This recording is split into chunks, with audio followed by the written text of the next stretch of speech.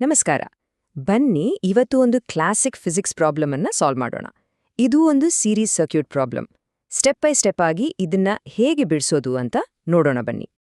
ಸರಿ, ಇಲ್ಲಿರೋದೇ ನಮ್ ಚಾಲೆಂಜ್. ಇದೊಂದು ಸಿಂಪಲ್ ಸೀರೀಸ್ ಸರ್ಕ್ಯೂಟ್ ಅಷ್ಟೇ. ಇದನ್ನೊಂದು ರೇಸ್ ಟ್ರ್ಯಾಕ್ ತರ ನೋಡಿ. ಈ 12 ವೋಲ್ಟ್ ಬ್ಯಾಟರಿ ಇದೆಯಲ್ವಾ, ಅದು ಗಾಡಿಗೆ ಪವರ್ ಕೊಡೋ ಹಾಗೆ. ಈ R1 ಮತ್ತೆ R2 ರೆಸಿಸ್ಟರ್ಸ್ ಇದೆಯಲ್ಲ, ಅವು ಸ್ಪೀಡ್ ಬ್ರೇಕರ್ಗಳ ತರ. ಕರೆಂಟ್ ಅನ್ನೋ ಗಾಡಿ ಈ ಟ್ರ್ಯಾಕ್ನಲ್ಲಿ ಎಷ್ಟು ಸ್ಪೀಡಾಗಿ ಹೋಗುತ್ತೆ, ಮತ್ತೆ ಈ ಎರಡೂ ಸ್ಪೀಡ್ ಬ್ರೇಕರ್ಗಳು ಸೇರಿ ಒಟ್ಟು ಎಷ್ಟು ಅಡಚಣೆ ಉಂಟು ಮಾಡ್ತವೆ, ಇದನ್ನೇ ನಾವು ಕಂಡುಹಿಡಿಬೇಕಾಗಿರೋದು. ಸೊ ಶುರು ಮಾಡೋಣವಾ? ಯಾವುದೇ ಪ್ರಾಬ್ಲಮ್ ಸಾಲ್ವ್ ಮಾಡೋಕ್ಕೂ ಮುಂಚೆ ಫಸ್ಟ್ ಸ್ಟೆಪ್ ಏನು? ನಮಗೆ ಏನೆಲ್ಲ ಮಾಹಿತಿ ಕೊಟ್ಟಿದ್ದಾರೆ ಅಂತ ಲಿಸ್ಟ್ ಮಾಡ್ಕೊಳ್ಳೋದು ಅಲ್ವಾ? ಸೊ ಅದನ್ನೇ ಮೊದಲು ಮಾಡೋಣ. ಓಕೆ, ನೋಡೋಣ. ನಮಗೆ ಕೊಟ್ಟಿರೋದು ಮೊದಲನೇ ರೆಸಿಸ್ಟರ್ R1, ಅದರ ವ್ಯಾಲ್ಯೂ 10 ಓಮ್. ಎರಡನೇ ರೆಸಿಸ್ಟರ್ R2, ಅದರ ವ್ಯಾಲ್ಯೂ 40 ಓಮ್.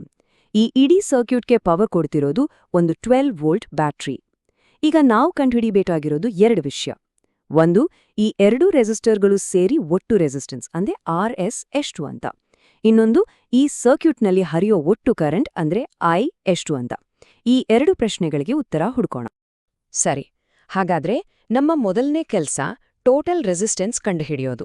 ಈ ಒಟ್ಟು ಅಡಚಣೆ ಗೊತ್ತಾದ್ರೇನೆ ಮುಂದಿನ ಲೆಕ್ಕಾಚಾರಕ್ಕೆ ಹೋಗಾಕಾಗೋದು. ಸೀರೀಸ್ ಸರ್ಕ್ಯೂಟ್ನಲ್ಲಿ ಒಂದು ಒಳ್ಳೆ ವಿಷಯ ಅಂದ್ರೆ ಟೋಟಲ್ ರೆಸಿಸ್ಟೆನ್ಸ್ ಕ್ಯಾಲ್ಕ್ಯುಲೇಟ್ ಮಾಡೋದು ತುಂಬಾನೇ ಸುಲಭ. ಯಾಕಂದ್ರೆ ಕರೆಂಟ್ ಒಂದೇ ದಾರಿಯಲ್ಲಿ ಹೋಗ್ಬೇಕು, ಮೊದಲು R1 ಮೂಲಕ, ಆಮೇಲೆ R2 ಮೂಲಕ. ಹಾಗಾಗಿ ಒಟ್ಟು ಅಡಚಣೆ ಅಂದ್ರೆ ಈ ಎರಡೂ ರೆಸಿಸ್ಟೆನ್ಸ್ಗಳನ್ನ ಕೂಡಿಸಿದ್ರೆ ಆಯ್ತು. ಸೊ ಫಾರ್ಮುಲಾ ತುಂಬಾನೇ ಸಿಂಪಲ್. RS = R1 + R2. ಈಗ ನಾವು ಈ ಫಾರ್ಮುಲಾಕ್ಕೆ ನಮ್ಮ ಹತ್ರ ಇರೋ ವ್ಯಾಲ್ಯೂಗಳನ್ನ ಹಾಕೋಣ. R1 ಅಂದ್ರೆ 10 ಓಮ್, R2 ಅಂದ್ರೆ 40 ಓಮ್. So RS = 10 + 40.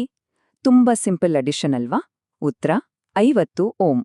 ಪರ್ಫೆಕ್ಟ್! ಹಾಗಾದ್ರೆ ನಮಗೆ ಮೊದಲನೇ ಉತ್ತರ ಸಿಕ್ತು.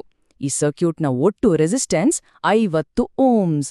ನಮ್ಮ ಕೆಲ್ಸ ಅರ್ಧ ಮುಗಿದಾಗೆ ಆಯ್ತು. ಸರಿ, ಒಟ್ಟು ರೆಸಿಸ್ಟೆನ್ಸ್ ಗೊತ್ತಾಯ್ತು. ಈಗ ಎರಡನೇ ಪಾರ್ಟ್ಗೆ ಹೋಗೋಣ. ಅಂದ್ರೆ ಕರೆಂಟ್ ಎಷ್ಟು ಅಂತ ಕಂಡುಹಿಡಿಯೋಣ. ಈ 50 ಓಮ್ ಅಡಚಣೆ ಇದ್ರೂ 12 ವೋಲ್ಟ್ ಬ್ಯಾಟ್ರಿ ಎಷ್ಟು ಕರೆಂಟನ್ನ ಹರಿಯೋ ಹಾಗೆ ಮಾಡುತ್ತೆ? ಇದನ್ನ ಕಂಡುಹಿಡಿಯೋಕೆ ನಮ್ಗೆ ಸಹಾಯ ಮಾಡೋದು ಫಿಸಿಕ್ಸ್ನ ಫೇಮಸ್ ಹೀರೋ ಓಮ್ಸ್ ಲಾ. ಇದು ವೋಲ್ಟೇಜ್, ಕರೆಂಟ್ ಮತ್ತೆ ರೆಸಿಸ್ಟೆನ್ಸ್ ನಡುವಿನ ಸಂಬಂಧವನ್ನ ಹೇಳುತ್ತೆ. ಸಿಂಪಲ್ ಆಗಿ ಹೇಳೋದಾದ್ರೆ, ವೋಲ್ಟೇಜ್ ಜಾಸ್ತಿ ಆದ್ರೆ ಕರೆಂಟ್ ಜಾಸ್ತಿ ಆಗುತ್ತೆ, ರೆಸಿಸ್ಟೆನ್ಸ್ ಜಾಸ್ತಿ ಆದ್ರೆ ಕರೆಂಟ್ ಕಮ್ಮಿ ಆಗುತ್ತೆ. ಅದಕ್ಕೆ ಫಾರ್ಮುಲಾ I = V/R. ಸರಿ, ಮತ್ತೆ ವ್ಯಾಲ್ಯೂ ಸಬ್ಸ್ಟಿಟ್ಯೂಟ್ ಮಾಡೋಣ. ವೋಲ್ಟೇಜ್ V ಅಂದ್ರೆ 12 ವೋಲ್ಟ್, ಟೋಟಲ್ ರೆಸಿಸ್ಟೆನ್ಸ್ R ನಾವೀಗ ತಾನೇ ಕಂಡುಹಿಡಿದ್ವಿ 50 ಓಮ್ಸ್. So I = 12/50. ಇದನ್ನ ಕ್ಯಾಲ್ಕುಲೇಟ್ ಮಾಡಿದ್ರೆ ನಮಗ್ ಸಿಗೋದು 0.24 ಆಂಪಿಯರ್ಸ್. ಅಷ್ಟೇ, ನಮ್ಮ ಎರಡನೇ ಉತ್ತರ ಕೂಡ ಸಿಕ್ತು. ಈ ಸರ್ಕ್ಯೂಟ್ನಲ್ಲಿ ಹರಿತಿರೋ ಕರೆಂಟ್ 0.24 ಆಂಪಿಯರ್ಸ್. ನಮ್ಮ ಪ್ರಾಬ್ಲಮ್ ಸಂಪೂರ್ಣವಾಗಿ ಸಾಲ್ವ್ ಆಯ್ತು. ಹಾಗಾದ್ರೆ ನಾವು ಕಂಡುಹಿಡಿದ ಉತ್ತರಗಳನ್ನ ಒಂದ್ಸರಿ ಕ್ವಿಕ್ ಆಗಿ ನೋಡೋಣ.